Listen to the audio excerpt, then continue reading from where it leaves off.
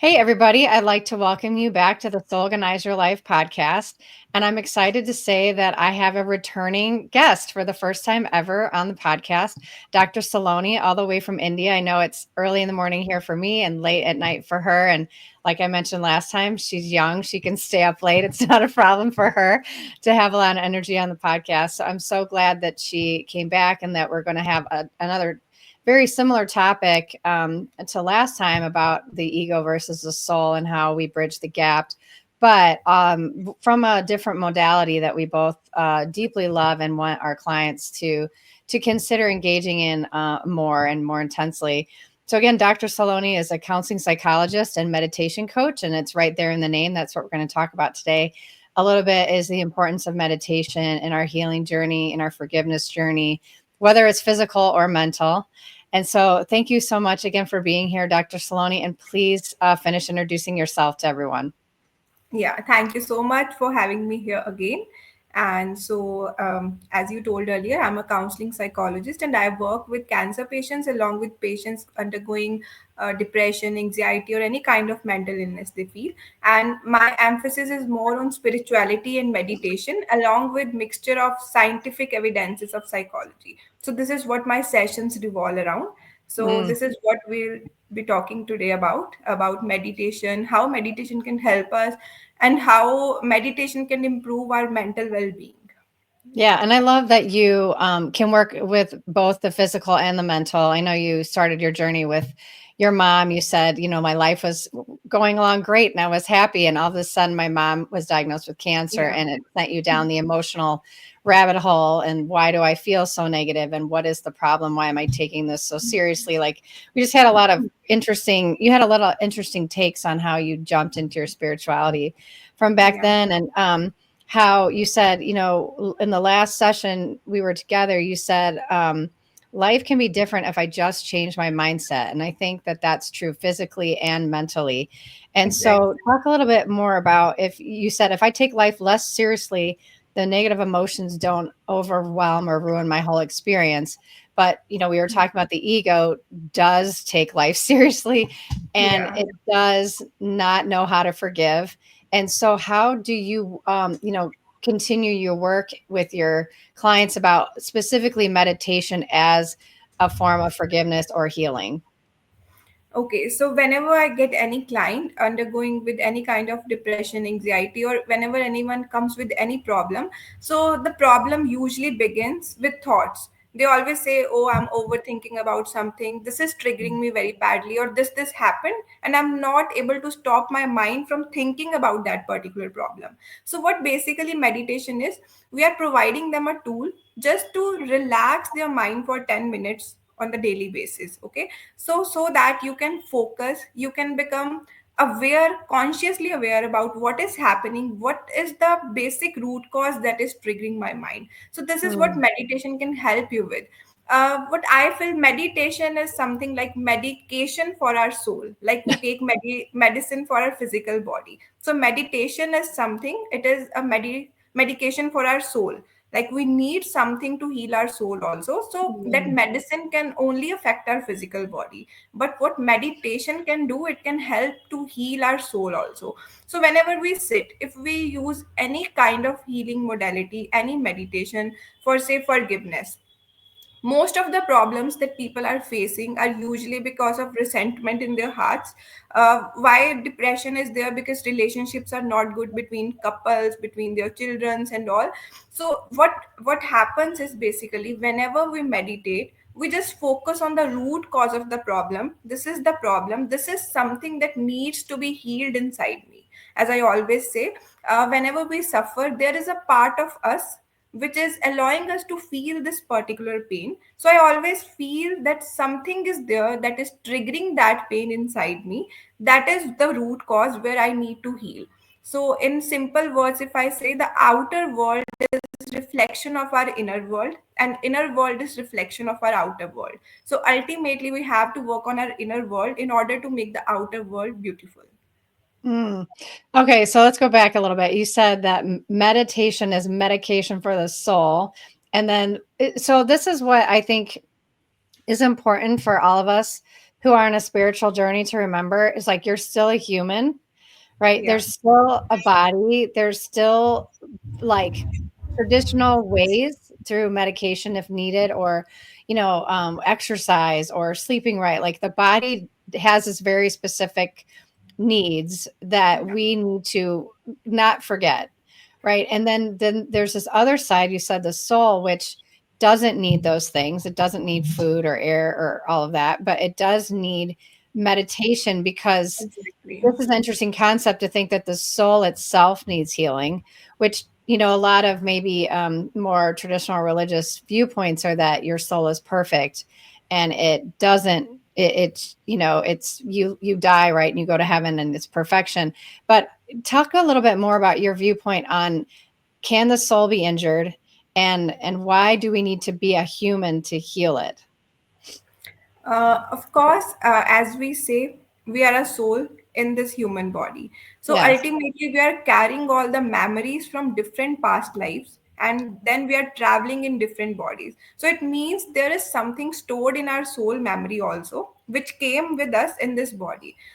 We have seen many children when they are born with some different habits. Some are very spiritual through their childhood, some are like very good dancers. Some memories or some things just come with their soul energy and they are here in this Mhm. body. So ultimately our work should revolve around healing our soul.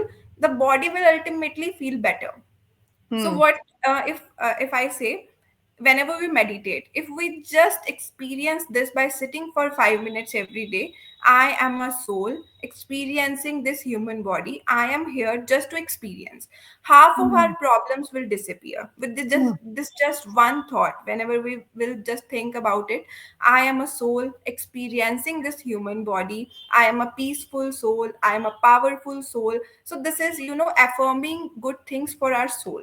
So when we are, healing our soul, when we are trying to give good affirmations and we are becoming consciously aware that I am a soul, we feel more powerful, because we feel now stress can be gone. Because what is stress? The stress is all because of this body and attachments.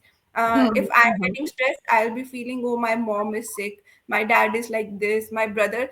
What is my, like as we discussed earlier also, right? This my word, from where it is coming, it is coming from this physical body. And when we'll just remember I am just a soul, that soul consciousness state is, I feel, the most powerful state ever.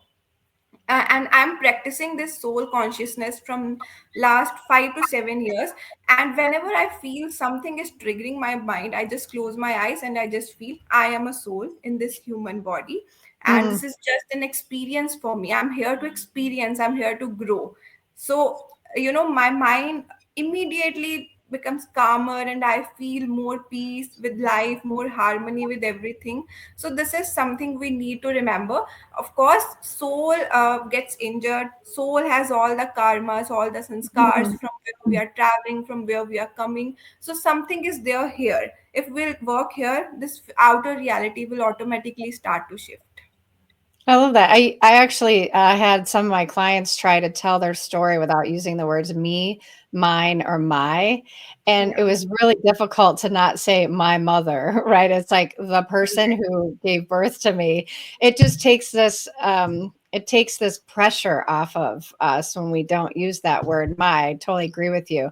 And it's interesting that you're saying in meditation that there's a connection there between the body and the soul, where the soul can remind the body about why it's here, right? It's to have an experience, but yet the body also is holding some of, like you said, the karma of the soul for Exactly. it, so that while it's having the experience, it actually can relieve the karma. Is that what you're saying?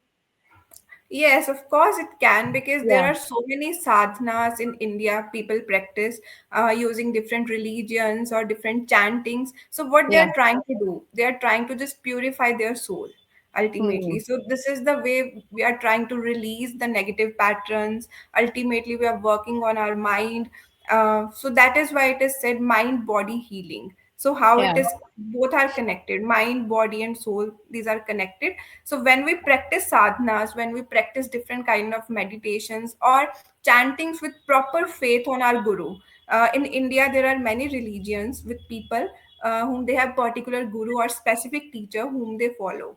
So when they are too so devoted with that mantra or chanting, and they just chant it with whole trust, faith on this universe, things start to shift in their soul for sure.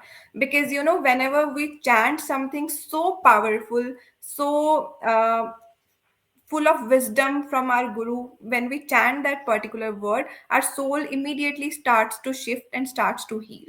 So this is all about soul journey.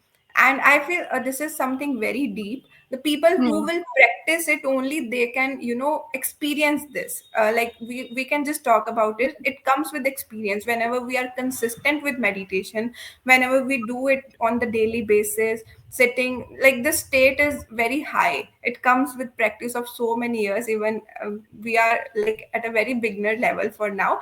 It is just, I've seen many people after doing a lot of practice of meditation, how their mentality shifts, how their way of living changes, and how Hmm. their thinking pattern changes. Like we have seen Lord Buddha, you may have heard about Lord Buddha from India. He has been a very famous meditation teacher, or we can say someone who inspired so many people. So there is a meditation called Vipassana meditation, if you may have heard about it. Hmm. It is a very famous practice in India. It was started from Lord Buddha Foundation only. So what they do is they just make you sit for a whole day, and for 10 days you cannot speak even a single word. Wow. uh, so when you are not speaking continuously for 10 days, and you are just sitting and meditating by just focusing on your breath, and ultimately you are just trying to resolve the layers in your soul, and you are just trying to enter in your mind. So there are many ashrams in India where this Vipassana meditation is practiced by many people, and they just go on their vacations like and spend 10 days, and you cannot speak even a single word over there for 10 days. You just have to do meditation, but after 10 days the magic you will feel, it is like the when I did that, when I went there for 10 days, for the first 3 days it was very difficult for me not to speak even a single word, because we are always in habit of speaking or saying something. But when the fifth, sixth and seventh day comes, you really enter in your soul after meditating so much, slowly and slowly. So it comes with consistent practice. Well, I think you're describing the absolute disconnect that America has from practices like in India, because in psychology here, right, we're like encouraging someone to do box breathing for 30 seconds, or to, sit in a mindfulness app and like watch your thoughts float by. And I think that I agree with you that if you don't understand that meditation is specifically to connect you to your soul, if you don't believe in that, A, meditation is not really going to work for you. B, it's just going to take you to some like sort of psychedelic, possibilities, right? Where you feel a little high. But to your point, like really meditation is something way deeper than that. It's a bigger commitment. And, I think in America, what the clients that I see, they're like, well, I tried it for 5 minutes, and my mind was still racing. And to your point, if you are in an egoic culture with an egoic mind, it's going to take a long time for you to settle your mind down. Right. And no American's going to say, oh, I'm just going to sit for 10 days and that's going to be my vacation, not going to Las Vegas, right, or to the beach. And so, in the meantime, for people that, aren't going to do the 10 days, I know you said 10 minutes, but, when I encourage someone to meditate for 10 minutes, they're like, well, my mind is racing. It's just getting louder, like it's uncomfortable. And I say exactly like you say, it's to watch the mind first. But what other advice, I guess, could you give to someone who is experiencing a louder mind, a more obnoxious mind when they first sit to meditate? Yeah, whenever we start meditation for the very first time, what will happen is basically everything that happened in the past 2 to 3 days, for now today, it will start coming to your mind. Yep. And when we close our eyes, just thoughts from nowhere, like from the strangers or from the far away relatives will start to come in our mind, and it usually Mhm. happens. But what we can do is, we should not stop practicing it first. Right. The priority is here, because it consistency is the key for this. Whenever we'll remain consistent, like for the first day, at least we are sitting with ourselves. That is the most important thing. For the first day, we are sitting with ourselves for 10 minutes, and we're just, becoming consciously aware that what is going on right now.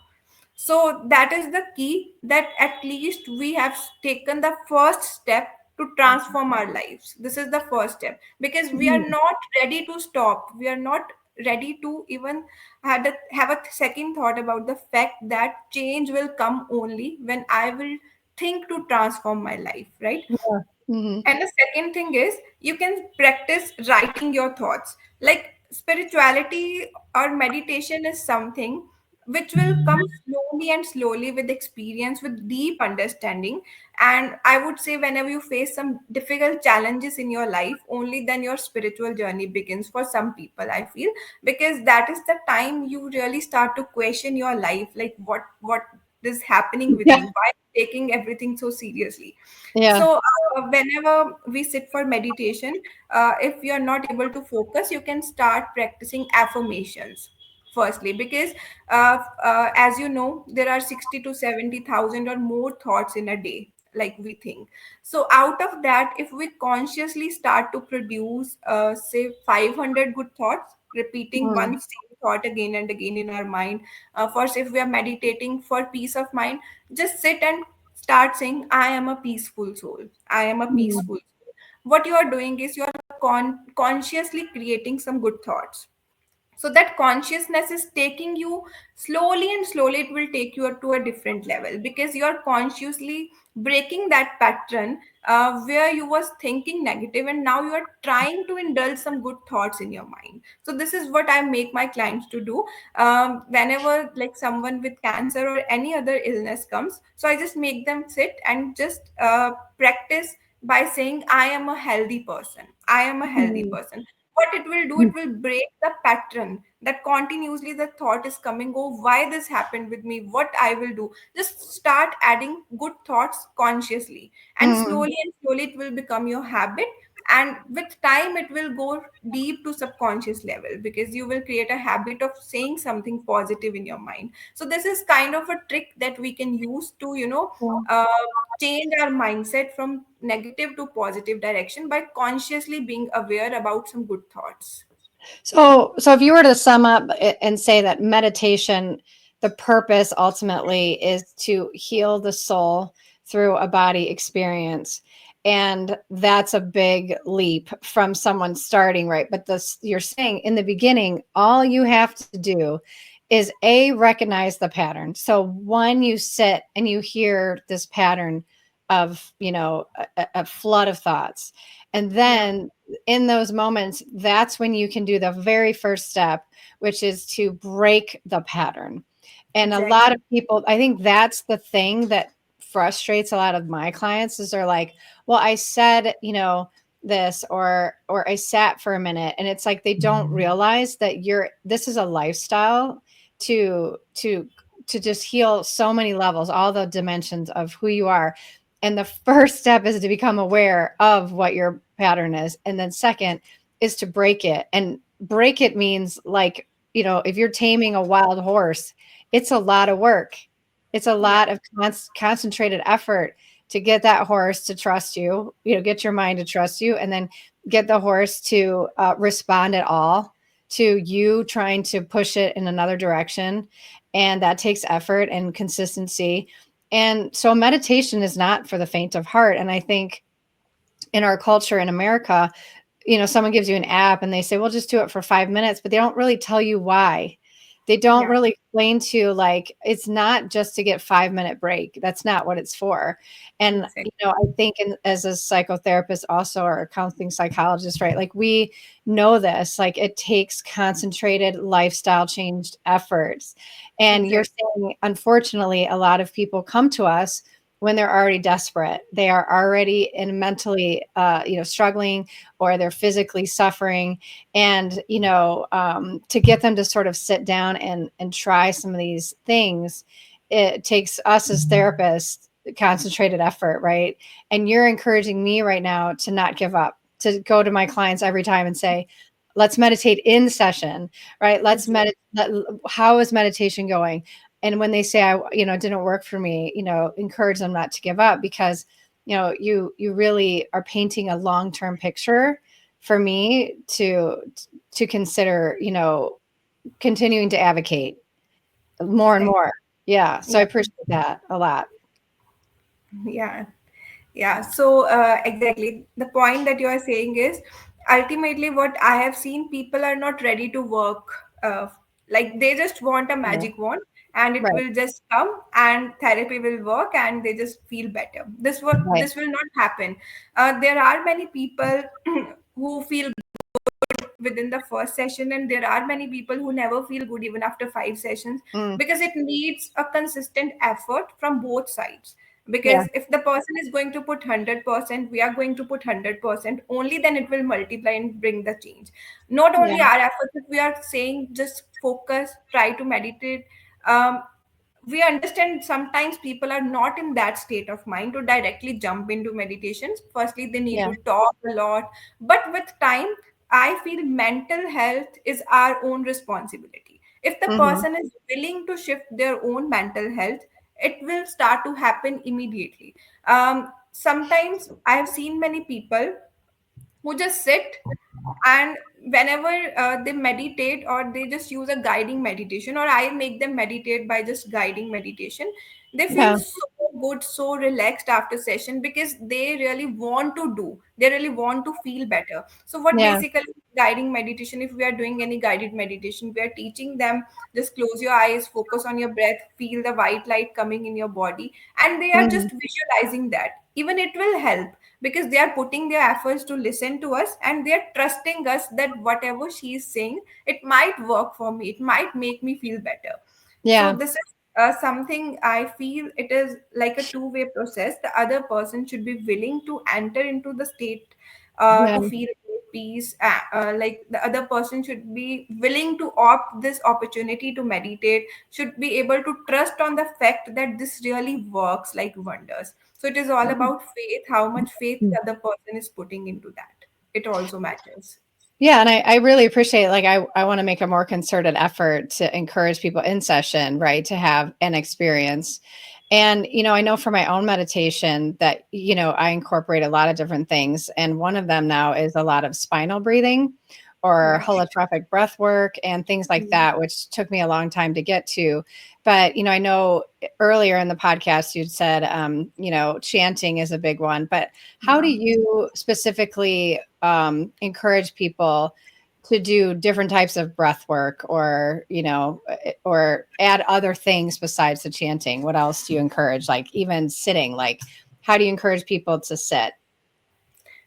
First of all, there is one chakra healing meditation. There are 7 chakras in the body, as we know. So, Mhm. what I do just as an activity for others, I just give them to work on one chakra on one basic particular day for 7 days. Like it's a 7 days program.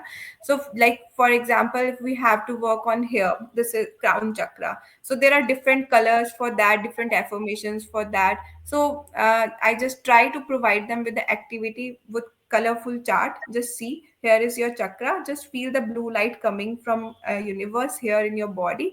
So they feel just excited, like next day which color we are going to get, which affirmation we are going to speak. So this is a way just to divert their mind into this thing. So this is one chakra healing that I was talking about. Second is, as we discussed, ho'oponopono, because I feel seeking forgiveness is most powerful tool, and accepting your life the way it is. Like most of the problems start when we are not able to accept our life the way it is. Yeah, So making them feel accepted, making them feel it's okay to feel this way. Like sometimes there are many people who just come and say, I don't like why I am thinking like this, I don't like why I'm behaving like this, because this is not in my control. So what I prefer is just trying to make them say to themselves that it's okay to feel this way. It's okay if there is something in me which is trying to make me feel this way, but I still love to choose and accept myself. Mm, Even though I'm feeling bad today, even though I'm feeling worse today, even though I'm feeling anxious today, I still choose to love and accept myself. When they say this 3 to 4 times, they immediately start to shift their energy, because what they are doing is they are choosing themselves again, that it's okay if I'm feeling this way, it's okay, it's fine, I will feel better, I will work on myself. But firstly, I need to accept that if I am feeling this way, I am still with myself. If nobody is there for me, I am here with me to heal me. mm, So mm. this really helps. And there is one inner child healing, I think we discussed in the last podcast also. What basically inner child healing is, there is a child inside us which is feeling bad, feeling anxious, feeling nervous. So we start loving that child again. Like we have heard, there are many fatherly wounds, motherly wounds people are having, and because of that, trauma is arising in their present life. So ultimately the work should be to make yourself feel better, to love yourself more, to accept yourself more, to sit with yourself and feel the ease of life. It's okay. It's okay to feel this way. By saying this again and again, the mind starts to shift. And I prefer people should speak it louder. When they speak, it's okay to feel this way. Like I told you earlier, I say to myself, it's okay, Saloni, to feel this way. It's okay. I still choose to love and accept you. If nobody else is choosing you now, it's okay. If nobody else is Yeah. understanding what you are feeling right now, I am here to understand what you are feeling. So in Mm, this way, what I'm doing is I am here for myself. I know how to collect the pieces which are triggering my feeling, because I cannot explain this feeling to anyone else, right? So yeah. this is the way we start choosing ourselves, we start loving ourselves, and the person immediately feels better. And this really works. Yeah, I feel better you just listening to you. You know, I'm just as I'm trying to picture the difference between our two sessions, like me in America, right? And yours sounds almost like the whole session is some form of meditation. It's like Yeah. a meditation on acceptance, a meditation on loving yourself, and then a meditation on what are the things that are healing rather than just sitting there talking about their problems, which is what we do very often in traditional therapy. We talk a lot about what's bothering people, and it's Yeah. almost like you accept that right from the beginning and say, okay, so what are all the things we can do, literally, like actively, right? Which meditation in some ways sounds active to you, like you're actively saying these things out loud and teaching the person. And it's just really beautiful. It's very different. And I know we have acceptance and commitment therapy in America, but it's very talk focused. It's very like Yeah.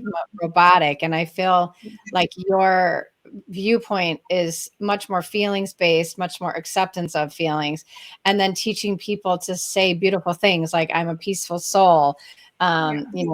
Teaching them about the chakras and like it's like a visualization. Like it just seems much more healing focused, I guess, rather than like talk therapy, what's wrong. Is that true? Am I understanding that right? No, no, you are right actually. But what I prefer is whenever it's the very first session, I let the person speak so that Yeah. I can, create a picture in my mind, like what is the root cause that is triggering that person. So when I Yeah. analyze that, this is the thing. For example, if someone is speaking continuously, I feel that she is in trouble because of her mother-in-law in the family, because Yeah. she is saying something that is triggering the part inside her, and she is not feeling good right now. So Mhm. then I prefer saying this, that I feel this is the root cause that is triggering you. And sometimes the person is not able to accept it immediately, Yeah. because they are just trying to, overlap the things, escaping the root cause, because they don't want to say because of judgment, like what she will think of me if I will say Mhm. this. So this is something. So when I just feel that this is the root cause of this person's problem, so ultimately I just prefer working on that. Like this is the thing which is not making her feel better here in heart. So Mhm. one thing I usually try to practice with my clients is just placing their both hands on their heart area, and then doing deep breathing, and just try to feel that there are layers in the heart, and we are trying to touch the deepest layer of heart with Mhm. every breath.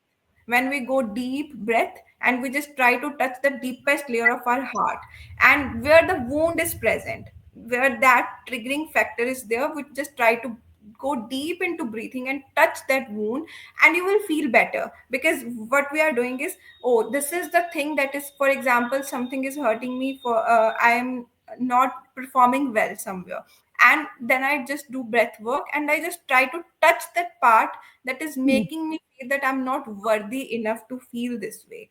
So, Wow. when we meditate, by feeling this, by touching that wound deep inside us, we feel better. After 4 times, 6 times, whenever we sit and meditate, then we really touch that wound in our heart, because what we are trying to visualize, we are just producing in reality. Wow. Well, I mean, just talking to you makes me feel better. So I can imagine the magic that you're able to do in sessions. And this viewpoint is just to me so much more helpful than Yeah, sitting and, like you said, talking for years sometimes about people's upsetness, right? It's like you're like, I try really hard to just get right in there that first session and get to that root thing. And if they don't accept it, it takes a couple more sessions. But then the real focus is this sort of constant meditative practice that's chanting, that's accepting, that's loving yeah, the self, that's giving the self the space to say it's okay to feel this way. And then just keep building on that. And it's just absolutely beautiful. And now I understand why your podcast with me was the most popular one I've ever done, because I'm certain that all these clients are passing on what you do and sharing with others your gifts. So thank you again so much for coming on. And thank please you. remind people how to find you again. I Yeah, know I sure. find you on LinkedIn, but Yeah. Yeah, same. I'm on LinkedIn, and there is my Instagram account too, and my mail ID. If I can share somewhere, my name is Dr. Saloni Chawla. You can search on LinkedIn, and it is there with my profile, written counseling psychologist and spiritual counselor. You can see my okay. picture over there, and then you can stay in touch for sure. Yeah. All right. Well, thank you so much. And I bet we'll have another one. Oh, definitely. I would love to have another one for sure. Yeah, It's a lovely talk, and the 30 minutes just passed away. it does. And within, Well, yeah, you can tell you know what you're doing because you just talk off the cuff. So that's how I know you're a true healer. So thank you so much. thank you so much. It means a lot. Thank you so much. All right. Have Thank a good you. rest of your night. Same to you. Thank